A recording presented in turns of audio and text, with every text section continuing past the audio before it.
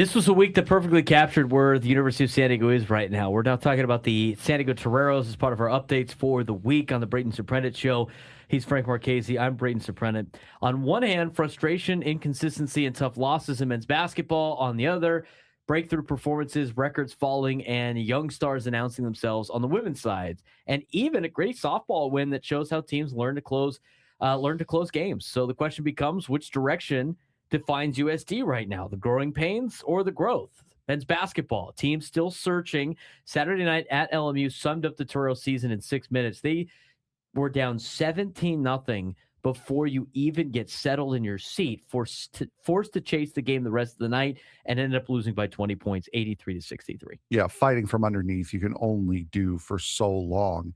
Even though you did have a good second half, shot 60% from the field in the second half. You held LMU to only 5 made threes, actually matched the Lions shot for shot at halftime. But when you spot them 17 points and you're fighting from underneath all night long, it does not make a night easy for you. You're not going to win a lot of West Coast Conference games doing that either. Not going to win any games doing that. The bright spots, of course, Dominic Ford, the grad transfer, led the team with 14 points, 6 rebounds. Freshman Brandon Benjamin playing in his hometown, 5 for 5 from the floor, +6 in the plus-minus in just 13 minutes. Real glimpse of what the future could potentially be. But the reality is for San Diego now, you went into this game knowing that the teams you're competing with for extra seeding spots in the West Coast Conference tournament that we've talked about on previous updates were playing the top 3 teams in conference. They were playing Santa Clara. They were playing St. Mary's. They were playing Gonzaga, and they all lost to the top 3, and a win would have put you right in the thick of things where you could still be available for a Sunday bye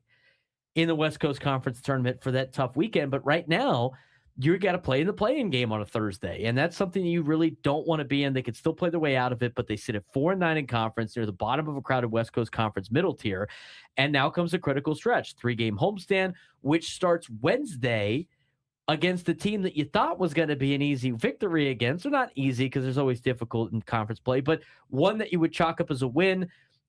Against LMU, you lose by 20, and now a team in Portland that's red hot after they knocked off Gonzaga at home and had one of the biggest upsets of the season. Yeah, and Portland, that is a huge, huge game now coming up, especially after them beating Gonzaga.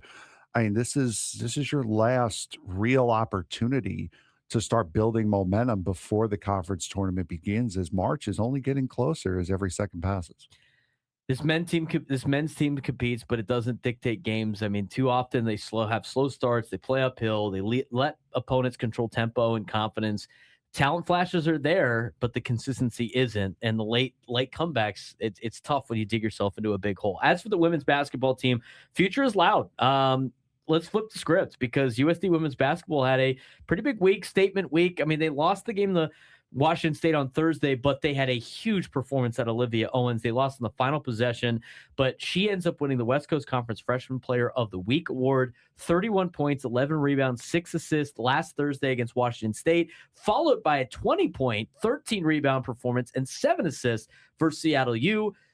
One of the best individual weeks by a Torero freshman ever. Yeah, absolutely. And that's men's or women's to have 51 points, 24 rebounds, and 13 assists over a 2-game stretch. That is absolutely massive for anyone, men's or women's, in Division I college basketball. And Saturday's win versus Seattle U, well, that was a 71-54 victory, a comeback victory for the Toreros, who got off to a tough start. They avenged the loss that they had at Seattle earlier in the year, Seattle's only conference win, but they got a program record 63 rebounds. They held Seattle to 19% shooting in the second half, and Eva Roos, 20 points, 18 rebounds, and her 4th double-double of the season. By the way, those 18 rebounds in the contest against Seattle puts her 8th all-time for most rebounds in a single game, and it's tied with a lot of alumni that were actually in attendance on Saturday. Pretty cool and fun story. Yeah, that is absolutely awesome. And again, I mean, that's the good side of it. On the personal side, the team side of it, though, is they're still a very young physical team. They're learning how to play together. Still 3-10 in the conference. They've got Gonzaga coming up. I mean, this is a learning experience, a gelling year, if you will, for the Lady Toreros. USD women's basketball will play Gonzaga on Thursday. In softball, they had a fun weekend to get things started, and their last game was a pretty important one. They were down 2-0 against Cal Poly. They had a 3-run fourth inning. Kelsey Tadlock shut the door on in the circle, a 3-2 victory for the Toreros over the Mustangs. And that's a team that showed that they don't panic, get timely hits, know how to finish.